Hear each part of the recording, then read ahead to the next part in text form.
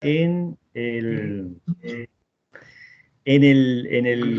proletariado alemán, la revolución proletaria alemana.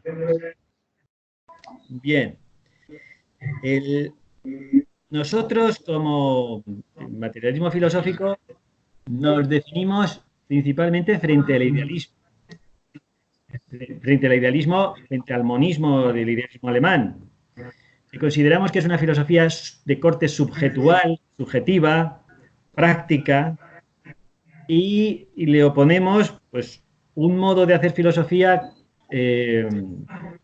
vinculada al pensamiento español, vinculada a la hispanidad como proceso histórico, político. Entonces, esto lo hemos desarrollado el año pasado y hace 2 años, y está escrito en el Basilisco, lo que llamamos la implantación política de la filosofía alemana y la implantación política de la filosofía española, poniéndolas, enfrentándolas. Y entonces lo que queríamos demostrar es que la filosofía alemana, de corte protestante, sale de la escolástica española, principalmente del libro de filosofía más voluminoso y más importante del siglo XVI, que es las Disputaciones Metafísicas de Francisco Suárez. Principalmente la tesis de que el ser es ser posible. Y esto se desarrolla desde Leibniz, como la idea de todos los mundos posibles, de Wolff, la idea de la metafísica como el estudio del ser posible, Kant, con las condiciones de posibilidad de la experiencia, las condiciones de posibilidad del entendimiento, las condiciones de posibilidad de la moral, todo esto. Incluso Heidegger entiende en Ser y Tiempo que por encima de la necesidad está la posibilidad. La posibilidad de la imposibilidad de la muerte, todas estas cuestiones. Es decir, la idea de posibilidad que sale de Suárez, que viene determinada por el descubrimiento de América, que es la reconfiguración de todas las partes del mundo, que creemos que supone el descubrimiento de América, es decir, el principio de la modernidad. La filosofía de Suárez habría tomado esto en cuenta y con Suárez y con América se produciría lo que llamamos la inversión teológica. Bien. Esta inversión teológica es la que desarrolla la filosofía alemana, que consiste en ocupar el puesto que tenía Dios. Y en Hegel ya es evidente, la humanidad se está haciendo, la humanidad es Dios mismo haciendo la historia. Este sería la base de donde sale el marxismo. Y entonces, lo que habría ocurrido con el marxismo es lo siguiente. El marxismo está pensado para los proletarios alemanes. Sin embargo, el marxismo se va a implantar en Rusia, que es, en principio, un imperio agrícola. Y no por la lucha de clases, sino por las consecuencias de la Primera Guerra Mundial. Y la segunda implantación importante es en China, otro sistema agrario, otro imperio agrario.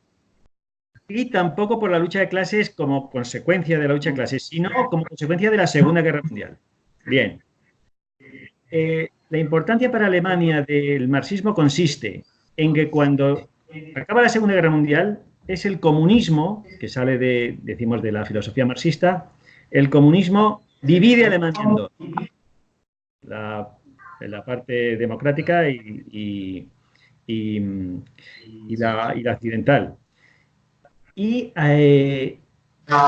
Alemania se vuelve a reunificar precisamente cuando cae el comunismo, cuando el comunismo se desploma completamente, que es la caída del muro de Berlín, y Alemania se vuelve a unir. Y entonces ahora el comunismo pues había quedado residual completamente, los partidos comunistas habrían perdido su vigencia. Yo no creo que haya comunistas ya, no porque el comunismo, el núcleo lo ponemos en la lucha armada. No, yo no veo esto más que de un modo accesorio, residual, pero sí tiene mucha presencia en las ciencias sociales. Es decir, los conceptos y las categorías económicas marxistas tienen una presencia, y en política también, en sociología, etcétera, etcétera, ¿no? Entonces, ahora mismo una vez caído la Unión Soviética, lo único que se puede hacer es una crítica de estas posiciones teóricas marxistas. Y eso es lo que pretendemos hacer en lo que nos queda de tiempo. Lo primero que tenemos que decir es que la vuelta del revés que hace, los Tulpung que hace Marx de Hegel, no es completa ni muchísimo menos. El marxismo trae una serie de presupuestos ontológicos y nosiológicos y antropológicos propios de la filosofía alemana. Vamos a referirnos a algunos de ellos. El primero es el monismo. Desde el punto de vista ontológico, el monismo del espíritu en Hegel se da la vuelta, pero continúa en el monismo de la naturaleza del Diamat. La naturaleza es un todo donde se da la conciencia social, y las leyes que rigen esa naturaleza son las mismas leyes que regían la dialéctica del espíritu, Hegel. Pues la idea de identidad de los contrarios, la idea de la transformación de la cantidad en cualidad, la idea de negación de la negación, y esto lo tiene en cuenta Engels para todo el funcionamiento de las ciencias, igual que Mao exactamente igual. Y para la lucha armada, etcétera, etcétera, etcétera.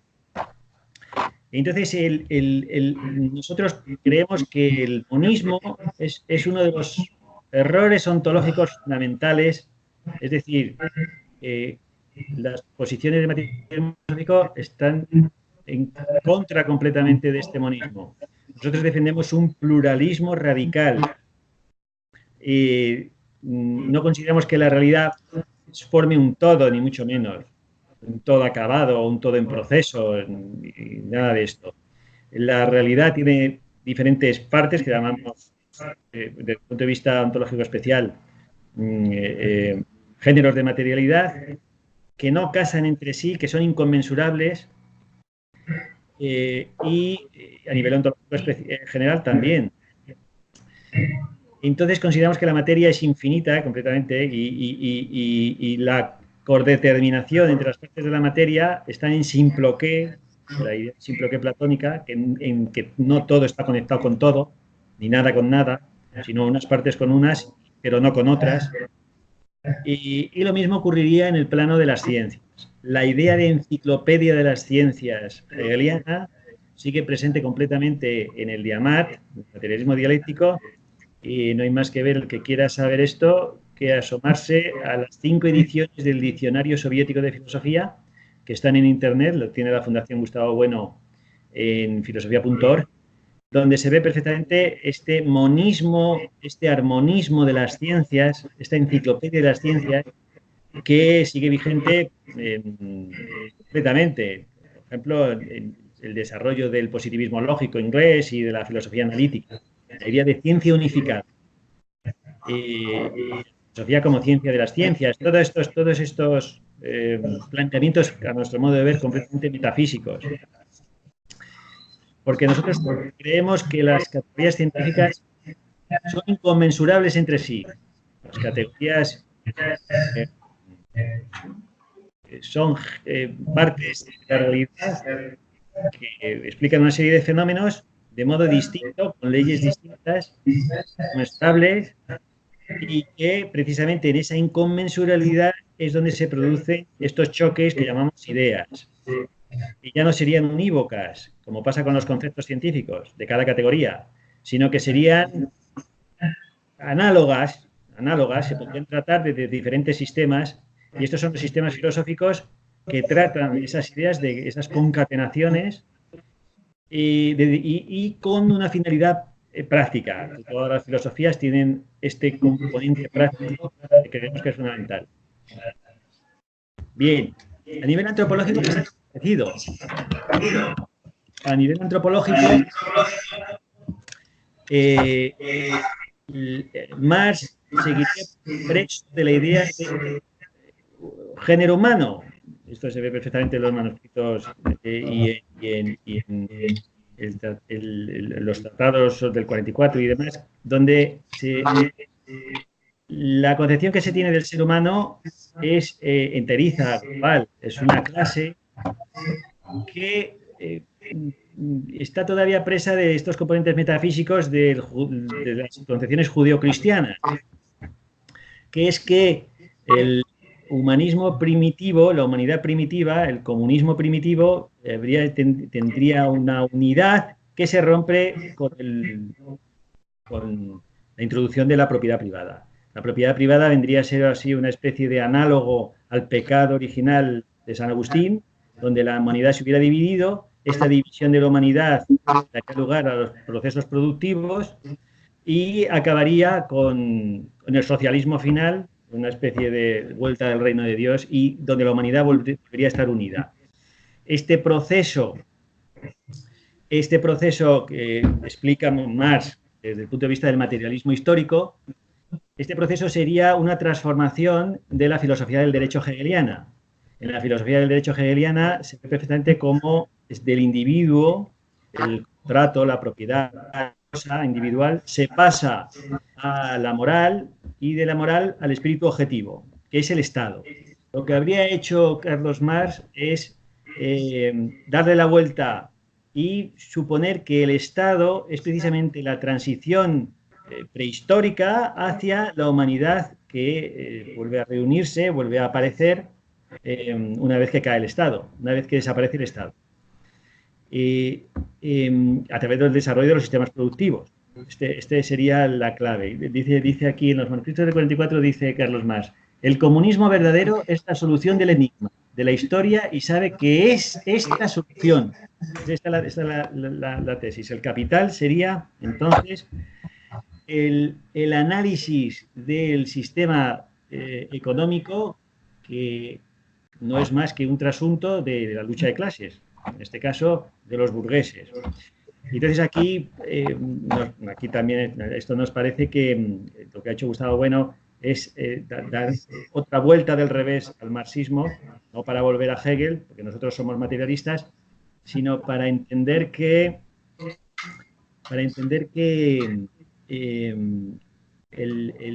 esta concepción de la humanidad pues es completamente metafísica.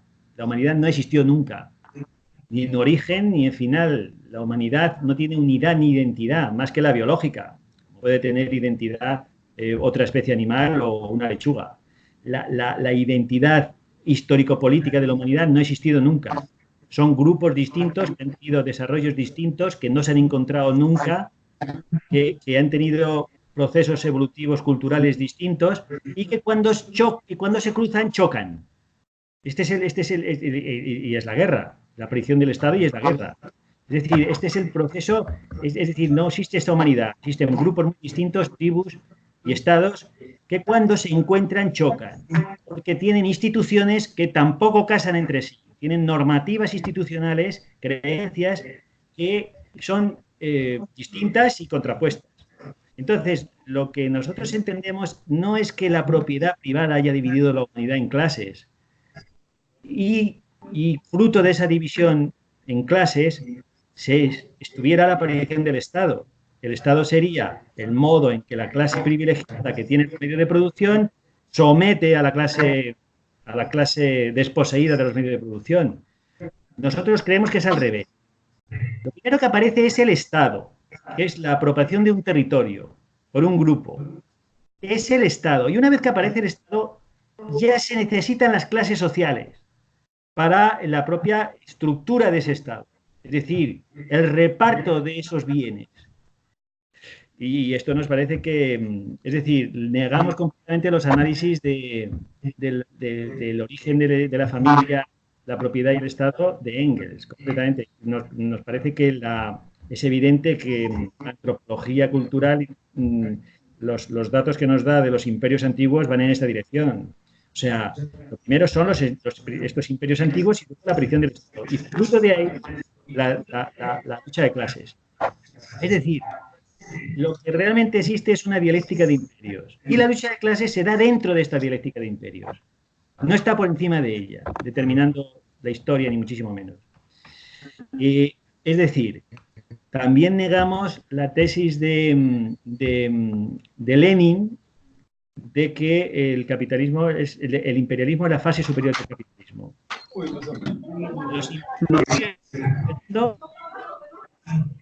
Los imperios están funcionando desde el Neolítico y empiezan a ser imperios políticos universales con Grecia, principalmente el Imperio